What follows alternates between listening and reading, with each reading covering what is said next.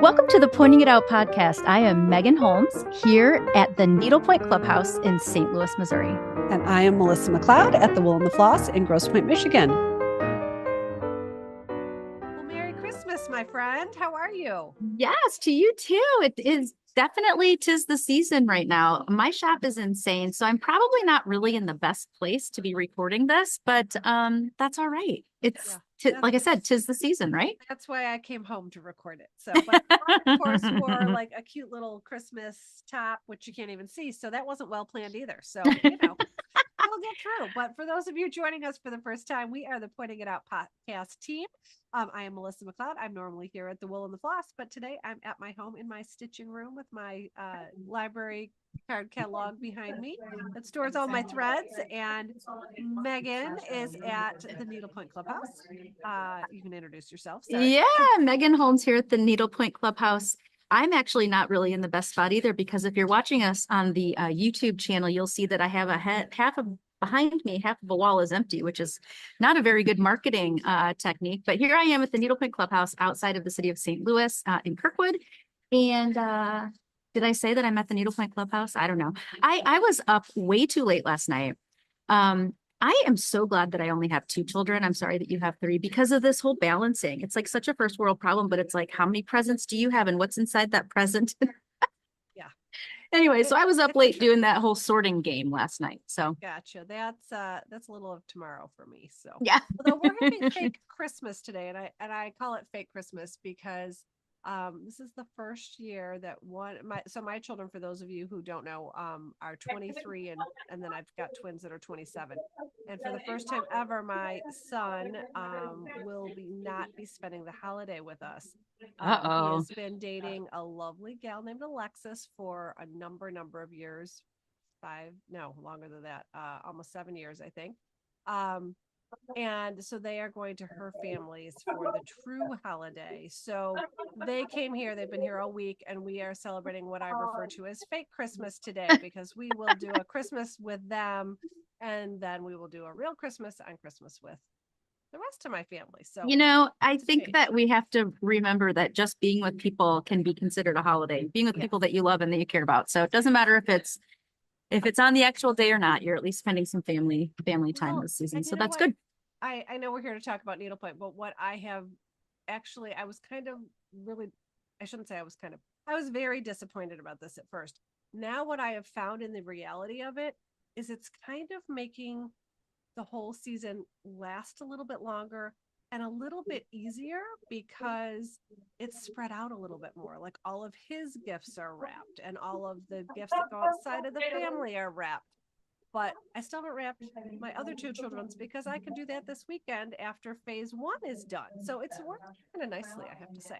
I mean, I can see that. I just have my eye on the prize. My holiday is going to go a little longer, actually, like kind of like yours, because I'll be going to my parents' house after the actual day. So there you go. So spreading out the season. It's kind of nice. Is it? Well, I'm already exhausted and it hasn't even started. I'm trying to get with your methodology here, but I'm having a hard time. I will also say I had a realization, which is I can't even say a day late, like decades late and many dollars short, the other day, that I'm a little bit of, I put on a good face, and in the end, I'm really happy about Christmas or whatever holiday it is that you celebrate. However, I kind of am a grumpy, oh, it's all work, it's no play, and blah, blah, blah. And I suddenly realized I have been in retail the large majority of my life. Like, I started working in retail when I was 16. So I'm exhausted by the time Christmas Day comes. So I decided it's okay that I'm a little bit tired. Like, give myself a kitchen pass. Like, Christmas is a lot. It's great, but it's a lot of work. And being in retail in December is also great, but it's a lot of work. So it's true. Okay to be a little tired. So anyway, it's true. To needlepoint, right? Right. So since we're in December and we're getting to the end of the year, that means that by and large, we should have probably done the majority of the items on the Pointing It Out podcast challenge for the year. And so that's what we're here to talk about, right? We are. And I'm going to remind you of something. I hope you guys can't hear my dogs barking. I'm sorry about that. That I didn't quite realize. So we have this really great gal, Rebecca, that helps us out with the tech side of this podcast. And she switched us over to the Spotify platform. And for those of you who sometimes listen to us on audio and sometimes watch us on YouTube, you can now go to Spotify and you can listen to us and also watch us at the same time. Like Oh, I don't think I knew that either. I know. So, yay, Rebecca. So we always say you'll get a richer experience watching us on YouTube because you'll be able to see. And today will be a day where we'll be using a lot of visual aids. So we will talk about them as much as possible. But if you want to listen to them on audio and just occasionally glance down and look at a picture, that might be the best way to go. So just awesome. Little PSA for everyone. So yeah, so we have this podcast challenge. I think we've done it for 4 years or so. And Megan and I think we realized as we were pre-planning for this, both of us have done all of the prompts except for one. We've both fallen asleep at the switch on one item, but everything's done. But we're eligible for the prizes, and we do have a ton of prizes. And so many generous designers and vendors have contributed something for us to give away in a random drawing for everyone who fully completes this.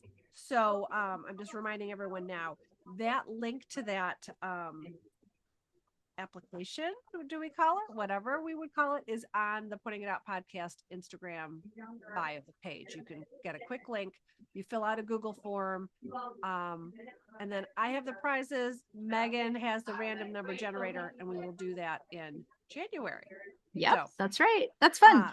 Yeah. So last time we talked about this was in August. And we did one of the prompts was called, let me get you exactly what it was called. It's the P for podcast, play stitch roulette, flip to a page in any stitch book and use it. So we talked about that in August, and we each flipped to a page. I think we flipped to each other's page. So Megan flipped to a page called it's out of Timmy Schultz's book. Oh yeah. Called Pretty Stitches. And it was called Tide Pavilion. There we go. So, hold on, I want to see. It's basically yeah. up and down stitch that then has a tied stitch in the horizontal direction. Mm-hmm. And for most of these, you would use something in 2 different threads of the same colorway. So like a sparkle and a flat or something. Correct. Mm-hmm. So that was my homework. So I went and I, as a full-time working person, as well as a stitcher, as well as a mom, decided I had to check off a few boxes. So I have been toying with bringing Milan, which is a new thread. Oh my gosh, me too. From Planet Earth into the shop. So Tracy is very sweet. She's one of the owners. Tracy and Tom own Planet Earth Fiber. She had sent me colors of Planet Earth Fiber in my shop brand colors, which of course was really nice of her. Good idea. So she sent me a green and a white and like aqua blue. And so I worked this whole thing backwards. So I took the threads Tracy sent me and my stitch that Megan assigned me, quote unquote. And I went to my stash and found a canvas that I could use the thread and the stitch for. Okay. I like it. So it's kind of like buying the shoes and then finding the outfit. It's completely backwards, but I'm a little backwards in a lot of things. So this is the Milan thread that I use. This green is called Sprig, right in front of my face. Sprig. So it's very similar to our brand color. And in my stash from many years ago, I had been out to our friend Sandy's shop in Ada, Michigan, which is near Grand Rapids, and I taught a class for her. And so I had bought this darling little Easter. That is so cute, little duck. Sweet. And never stitched it. I just bought it while I was there. Because anytime I go to a needlepoint shop, I buy a canvas, and I remember that I was there teaching this class, and it brings back a good memory for me. So I did the entire background, and I hope you guys can see this in this tied pavilion. Yep. And I used the sprig green, and I used hold on. And that's on 13 count mesh, correct? 13 mesh.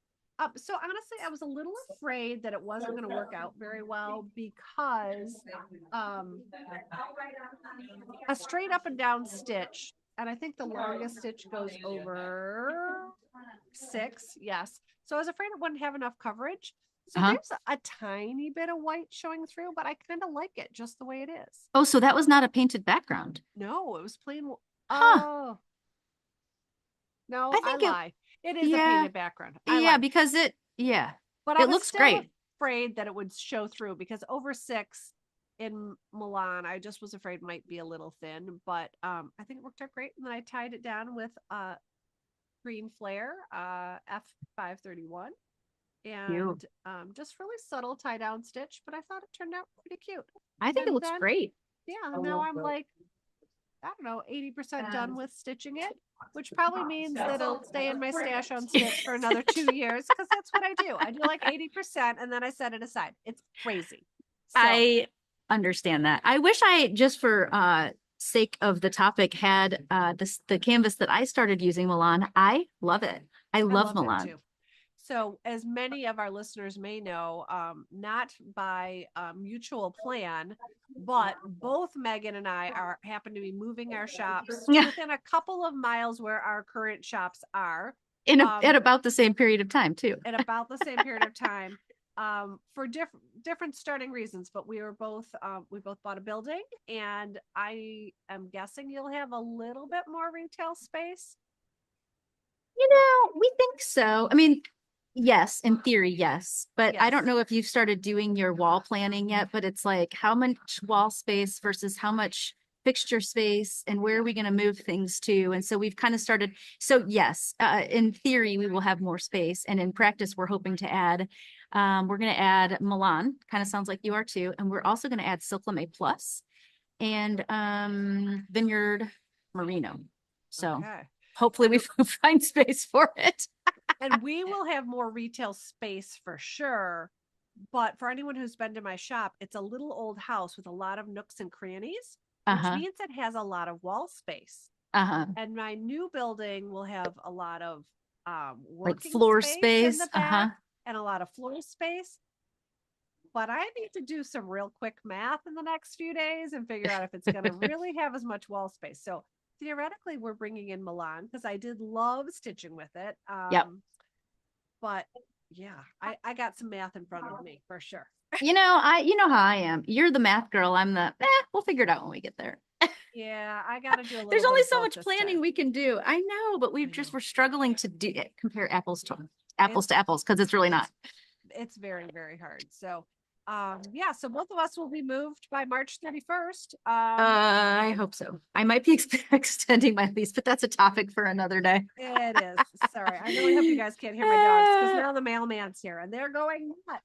Oh, I can't hear him at all, and I've got headphones on. These really good looking, crazy headphones. That was my homework, which Megan had very good intentions of doing her homework, but in all the chaos of moving a shop and everything else that she has going on, that's what you didn't get checked off. Well, correct? I don't know. I'm pretty good at list making. And Melissa said, hey, we're doing the podcast this week. And I said, oh, good. And I had all the things and somehow I forgot to put that on my list. So, anyway, so no, I did not do. So like you said, we're not eligible for the prizes anyway. And really the intention of this is to challenge ourselves to try new things and to experience new things and not to be stressed out over it. Right. So I'm not going to stress out over the fact that I did not check that box. But to your point, I tried a new stitch, I tried a new thread, and I love them both. So that was it added to my and joy in addition to that, you pulled something out of your closet that was fun that you maybe, and it brought you some good memories. So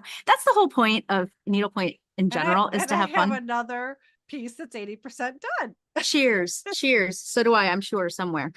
But Okay, yes, so next I up. did not do that. But I have something that you didn't do too. You So do. there. I know. I 100% did not do one thing. It was like the one thing on the list that was really going to bog me down. And so I just said, oh, well, if I did a 95% job, it's still an A. Exactly. Very, So very good.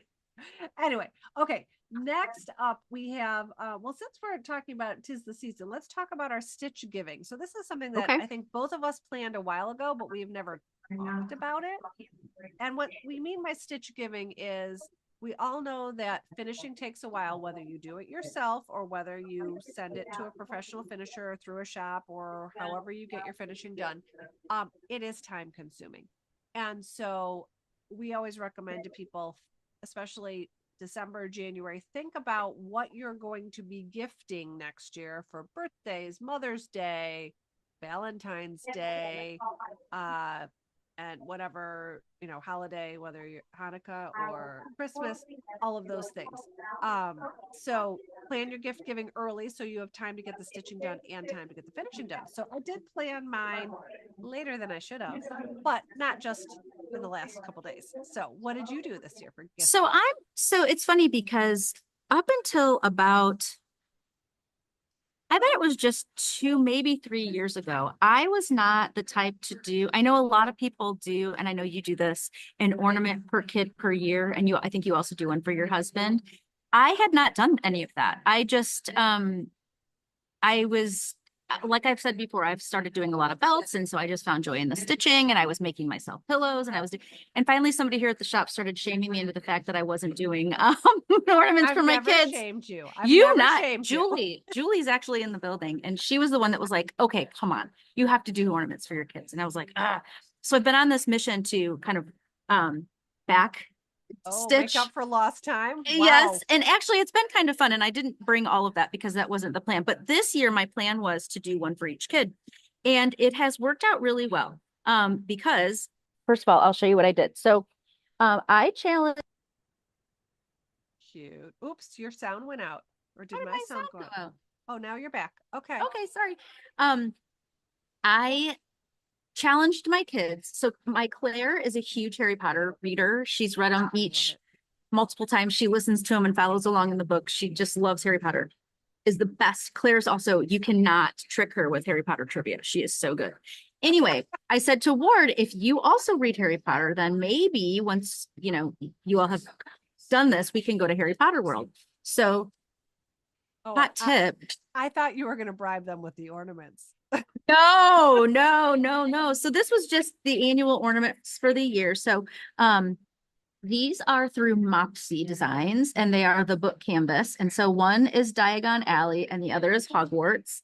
And each of my kids told me what their house was. Listen, the secret here is I have not read all the books. I've only read one. I've read most of them, but I think I didn't read the last one. But yeah. But I'm proud of myself because I did these. I chose these as their annual or their ornaments for this year because it was kind of our thing. But now that I got them back, I'm gifting them this in a box that says, "Yay, for spring break, we get to go to Harry Potter World." So that's their big gift this year. Very fun. So Nice. I so love yeah, it. so I loved stitching these. They're fun because of all the little elements. And I Really kind of cute. used some different threads and it was really fun. So They're um fantastic. so I didn't have as much stitch giving planning to do, but I'm proud of myself that I got these done far in advance and so that they both were done and I were to be gifted for Christmas. So So there's mine. so you're inadvertently shaming me a little bit and you didn't even know it. Oh shoot. So yeah, but I'll tell you why. So my stitch giving, well, first of all, my son's I can't show you because again, fake Christmas tonight, so it's already wrapped. But I actually finished it in January. So I did we had an exclusive sporty Santa from Ann Kay for the University of Michigan, and my son and Alexis, his girlfriend, went to the national championship in Houston in January. So I Oh stitched fun. that for them. So it is fantastic. Ann Kay's design was great. I enjoyed stitching it thoroughly. It is finished and wrapped. And then Allie as many of you know, my daughter went to Tulane, and I went to Tulane as well. So this is from Kathy Schenkel. This is the New Orleans ornament. Cute. And I had so much fun stitching this. I will be honest, I pulled this out of my stash and stitched it in a day. Like, it was so fun to stitch. It was so easy. And so this just came back from the finishers just in time. So hers is, so Drew's was done way ahead of time. Allie's was a little bit late to the party. So for those that are just listening, it says NOLA, and Kathy Schenkel uses like little symbols. The L is a street lamp, and the O is an ornament with the fleur-de-lis on it. And my finishers did a fantastic job finishing it. So this will be wrapped tomorrow. But my Kaylee and Andrew are going to get theirs finished, hopefully, but not finished. So they ran a And half this is marathon. tonight when you're giving these? No, these don't have to happen until real Christmas on the 25th. Okay. So they both ran in a half marathon. So I decided I like to gift my immediate family things that represent something really important they did that year, or something that's special to them, of course. And so I ordered these canvases. These are from Alice in Blue. I can take this tag off of here because it's going to be a gift. So this is the half marathon. Yeah, those are really canvas. Cute. And I was being a little superstitious, I guess. And I was afraid to start stitching them until they'd finished the race. And so you probably can't see this, but it says, oh, you know what? I used Chrissy Johnson's Essentials book to pick my alphabet, which is distributed through the Gingham Stitchery. And I'm sure both have them in both of our shops, and it is a fantastic lettering book for needlepoint.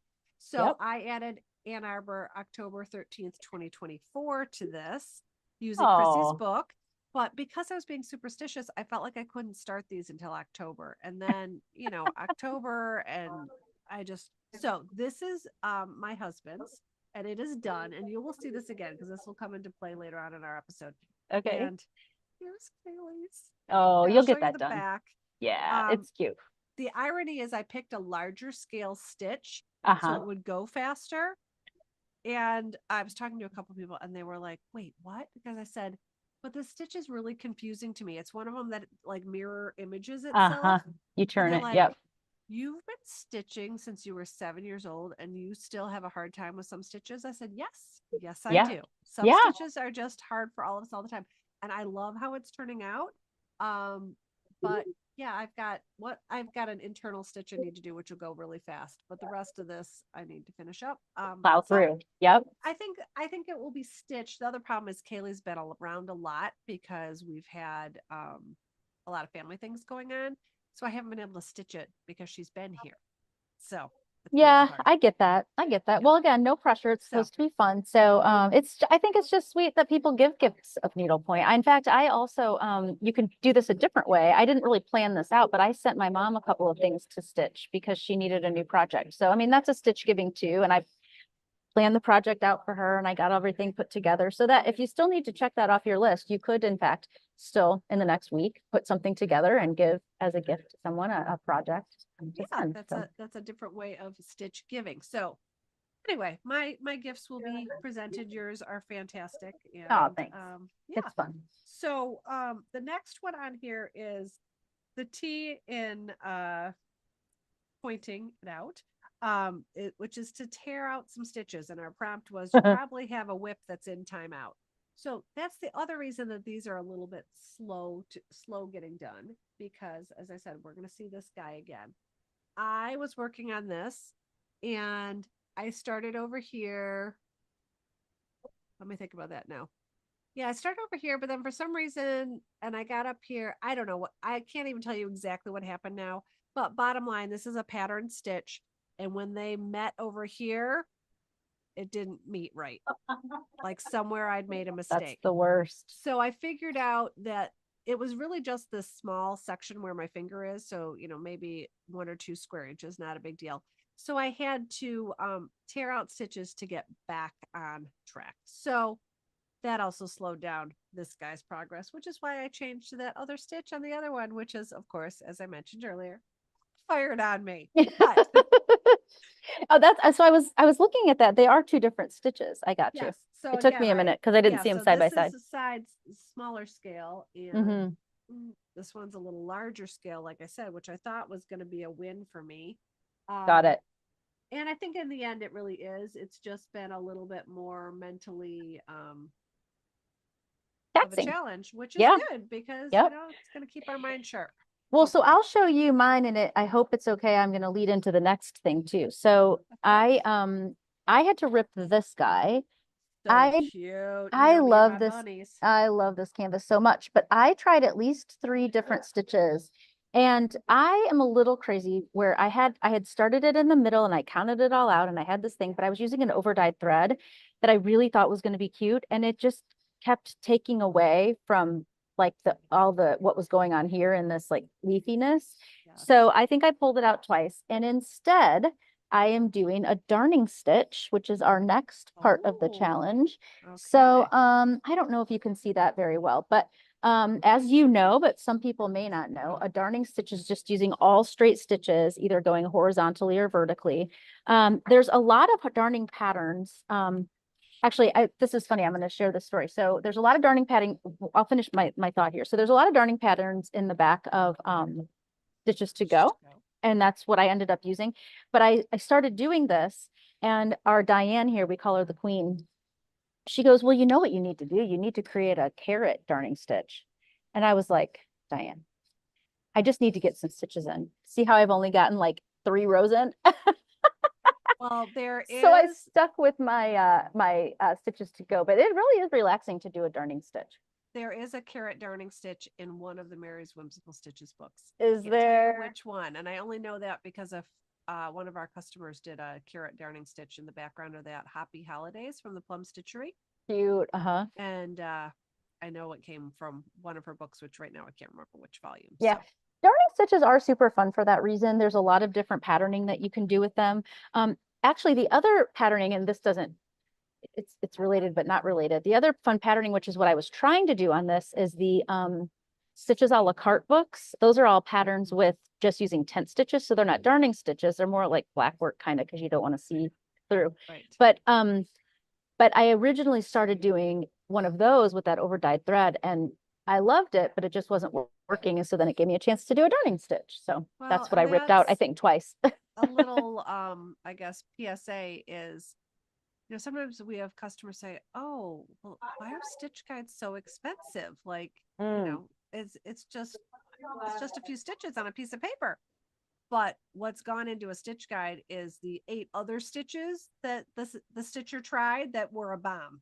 The trial and error so that you don't have to do the trial and error. Yeah, Right. absolutely. Mm-hmm. And I did do a darning stitch. This is probably not a prime example of one because, sorry, everything's sticking to it. There are magnets over here. It's a very small darning a small area, but this was a darning stitch that I got from one of the Pointer Sisters books, and I can't tell you which one offhand, but this little tiny gift on the bottom, this green gift, is a darning stitch, and it has a section of vertical darning stitches, and then you fill in with a horizontal darning stitch. Oh, how So interesting. that little green gift was also a darning stitch. So you don't always have to use a darning stitch in a large area. It can sometimes be in a small area too. So that was where Interesting. I use it. This is again back to our 80% done projects. Yeah, Liz and I did this as a class, and between the two of us, we have a fully done canvas, and it was really fun. This is Whimsy Santa from Liz Goodrick Dillon. Oh, I'm sorry. This is from her daughter, Ashley Dillon Davis. My apologies. And yeah, I need to finish it. My customers and students have finished it. Haven't, but hey. You'll get to it. Once again, no stress. No stress. No, I am not a stress stitcher. I'm like I stitch whatever I'm in the mood for, and they just get done when they get done. So just is what it is. I sometimes set myself deadlines, sometimes I don't. Like these little gifts I had to, of course, get done in time to get them finished. And but yes, I understand. There definitely though is a reason why we have a stash and have lots of things going, because sometimes you're in the mood to do something, sometimes you're not. Sometimes you're like it's like you know, it's somebody's waving at me out the window. Sometimes it's, you know, into the season. So there's something going on like, you know, that you want to stitch in season for. And so I totally get it. For sure. In relation to tearing out these stitches, the next segment is that we're going to cover was to hold on. This was a really easy one. I'm trying to remember exactly what it's called. It's basically buy yourself a new treat, which is always a treat. No, I can't find it right now. Where it should be written on my list, and I missed the boat. But we talked about here. It's going to be on this list. Buy yourself a new tool. So this is a tool. I should take the top off of it. Which you might think is like a incredibly like overpriced needle threader, and in some ways it is. But for me, I used to have this is made for my shop by a woodworker that Megan and I both work with. And it has a Loran needle threader in the end, and it's one of Sandy's really pretty wood combinations. And this handle enables you to really save yourself when you're tearing out stitches. So sometimes you just have to tear out a whole area, and it's a bunch of, you know, ripping, plucking, and the whole area is clear. In this case, I had to rip out such a small area that I wanted to salvage the two ends of the threads because they led into other areas. So I was trying to salvage like this small area I had to take out, but these threads were attached to this whole large area, and they were attached to this area on the bottom. And so I was able to cut into the stitch and pull out a bunch of it. And so I had tails that were like this long on either side, like 2 or 3 inch tails that weren't long enough to thread and bury. But if the more I took out, the more work I had. So I was trying to salvage as much as I could. So this little threader with the handle enables you to bury your needle first, then thread your needle, and then pull it through. So this was what I treated myself to. I used to have one, and I don't think it's one of my current puppies. I'm looking over at them. Sorry, they're sitting in here with me. One of my former dogs, I had something very similar from an artisan in Canada who I think has now retired and or possibly passed on. And he was no longer making them. So I asked Sandy to make these for me because my puppy had chewed mine. So anyway, so it's a really handy little tool. I am sitting here completely perplexed because I have no idea how people use those type of needle threaders. First of all, I don't use a needle threader, but I cannot for the life of me do the one that's open. I have to do the one that has a full circle. I can't. And I don't use this as a regular needle threader either because it's a whole matter of which way you turn the hook. And to me, honestly, I think it's kind of pointless for a regular needle threader because most of the time I don't need a needle threader. Occasionally, like I'm trying to think if there's like a really thick Krynic or a thick velvet and my needle isn't quite right, like threader.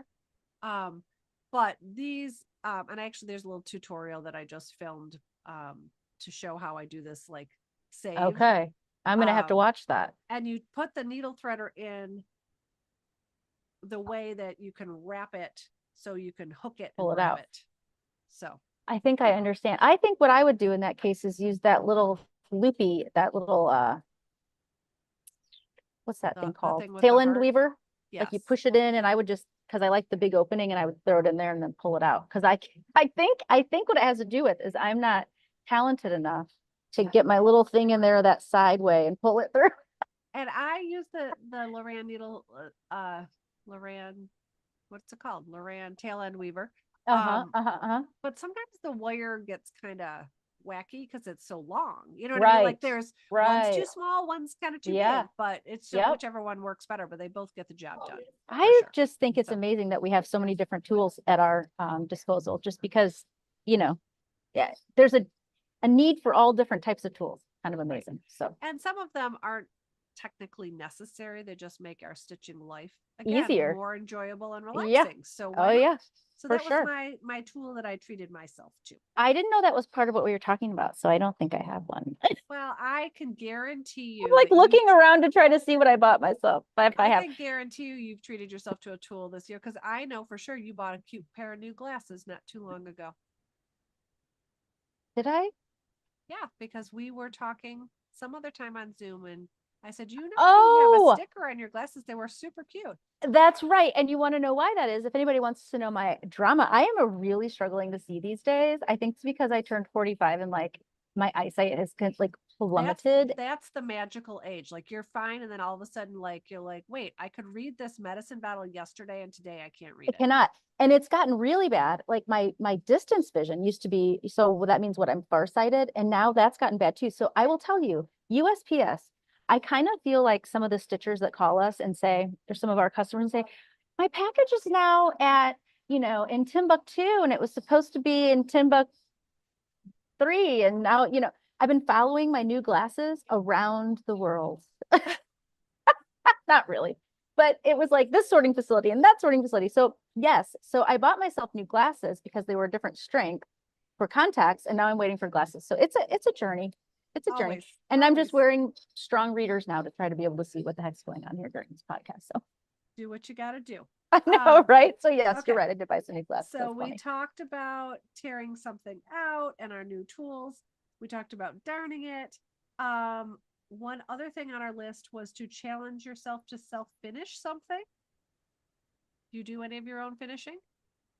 Yes. What did I do this year? I do a lot of those, Rachel Berry. I love the everyday bag, the Yes. clutch, and I've yes, done a lot of that. The other thing I do, and I should have brought it in. I didn't remember we were talking about this either.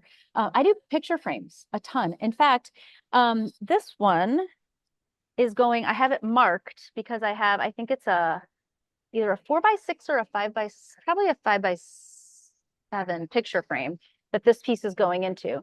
And I set them like on a shelf or on my bar cart. So Excuse bless me. you. Sorry. And this piece is the one that Melissa didn't do because she's such a fancy beater that she doesn't have any beading techniques that she hasn't done. And I truly had never really done brick beading.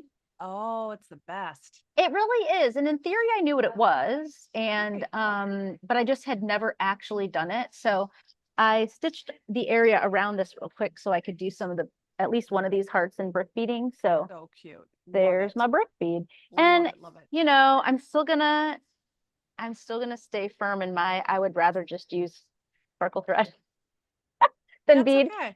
But I did it and I do think it looks pretty cute. And I do like it on this heart shape because it really gives it the heart shape because of the way it sits Right. inside the hole. I don't know what Right. else to call that. And Yeah. instead of on top of the stitch. So Right. Yeah. yeah. So that's gonna be really cute. And I do love putting things in frames, and that is definitely a way of self-finishing. I've tried real finishing myself once and exactly once, and I don't think I'll ever do it again. Um, I also am very fortunate that Liz, who works for me, has in the past done most of my self finishing, meaning anything like by Rachel Berry or Planet Earth or Evergreen in this case. But this is Excuse me. hopefully my staff isn't going to watch this before January 6th. I don't think they will because everyone's so busy. But this is one of the Evergreen koozies, which will fit a Diet Coke bottle. Wow. Fit a can, whatever. And my friend Amy had done a little insert for one of the biddy boxes for Kaylee, and it's been sitting in the shop as a sample. And so this is the Evergreen koozie in the teal color. So Kaylee's she's my secret Santa for our Okay. staff thing on January 6th. So hopefully no one's watching us. But this was her. So I stitched up. I used that crazy fireworks. I wish I could remember the number. Maybe F6, maybe. Yeah. That's not the soft sheen, it's the metallic. And it has like so many colors in it, and Kaylee loves it. And so I stitched up.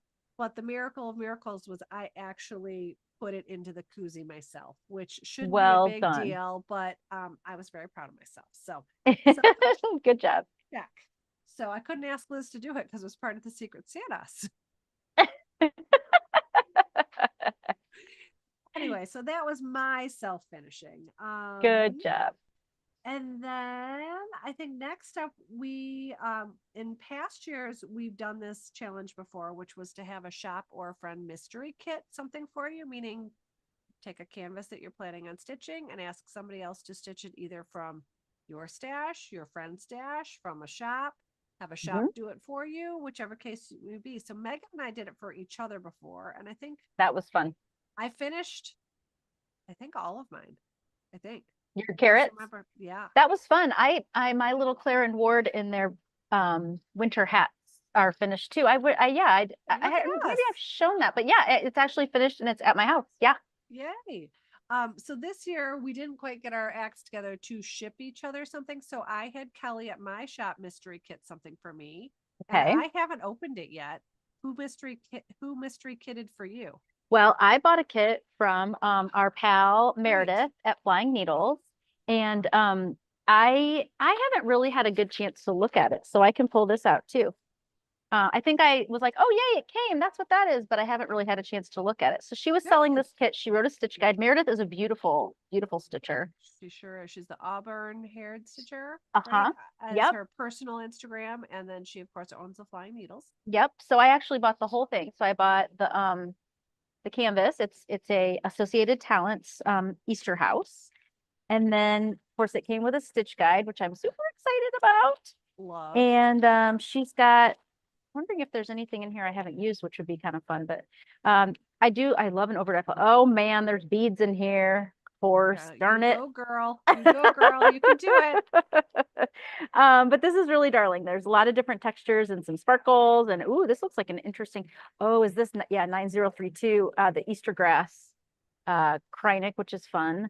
Yeah, so I'm pretty excited. It's going to be really fun. Well, maybe nice. I will stitch it in season. I think when it becomes to spring. That's when you'll be motivated to do it, if I know you. She did a nice job too. I like how it's like got its own little bag for the threads and then a bag for the whole thing. So very nice. Yeah. All right. So what did you have? You had Kelly do this for you? Yes, I had Kelly do this. So I took in a project bag that you couldn't see through. Oh, good idea. I took in, so I haven't opened this yet. I took in a canvas that's in my stash that I think you will appreciate. Okay. My husband actually now does a lot of the cooking, but for years he didn't do any of the cooking, but he always loved to make turkeys. Like he did the Thanksgiving turkey and other times a year. So this will be his ornament for next year. So this is a Susan Roberts piece. Yay. And of course it's Santa holding his turkey. That's so I asked cute. Kelly, I barred it up myself and I put it in the bag and I said, I would love you to mystery kit this for me for the podcast. And Kelly picks great threads and there won't I want to know what she picked for the turkey. Well, I know. So I have no idea. So let's find out. She did a little thread list for me, apparently. Okay. So let's see what's in here. And I doubt there'll be anything in here that I haven't used. Maybe there'll be colors I haven't used because it came from my shop, of course. But she gave me absolutely everything. And she asked me what I was going to do with it. And I said, he's a little big for an ornament, but maybe he'll be he's the perfect size for an ornament. Well, she felt he was going to be a little big for an ornament. I'm like, no, I think he's probably going to be an ornament. So I said, give me enough background in case I decide to do a stand up. And she said, I'm not giving you gray for the background. I refuse to do it. And I said, that's fine. So I think this is your painter's or designer's hint. Like, don't forget you're going to need to stitch this because it's going to be hard to finish with the cording in between his boots. Well, he actually too, to give you a hot tip on that. So he actually has a back too. There's a two-sided guy. And so the two-sided one has to be stitched in there. That makes sense. But so got that correlation. Yeah. Yeah. So I just want to do the one-sided. But I've ordered it both ways for my store and my customers. So I don't know what color she gave me for a background. So let's see what's in this bag of tricks. Oh, I have beads in here too, Kelly. I don't know where the beads are going. I said Kelly, but I was talking to you. Sorry. There's the only one here. So it looks like I have Silk Road fibers, which maybe I should have looked at this ahead of time because I feel a little discombobulated right now. Okay, so for the sweater, she gave me Bella Lusso, which I can probably do a little knit stitch for his sweater. And lots of face colors, of course. We don't need to talk about those. Oh, I see what she gave me for the turkey. She gave me, look at these colors of neon rays, Megan. Oh, fun. Yes, the turkey does kind of have that glisten when he comes out of the oven. Yep, So that's that'll be really cute. cute. And I think she just gave me this pale blue. It's not Oh, for the reflecting quite background. right. Yeah, it looks like it's bright blue in this light. I'm sorry. It's like a barely blue. It's crystal from Pretty. Pointe. Hmm. Ooh, I wonder where this is going to go. This fireworks. Kelly loves the fireworks. So there's always going to be a fireworks in there. That must be for his boots. Oh, fun. So, way, this will be really fun. Ooh, I think she gave me a couple over dyed Bella Lusos from Threadworks Oh, for his beard and his hair. Yeah. So anyway, this will be Andrews for next year, and I think I have beads probably for the little holly leaves. I haven't read all her notes, but there's these cute little Oh, holly sweet. leaves on his apron, so there's beads in here.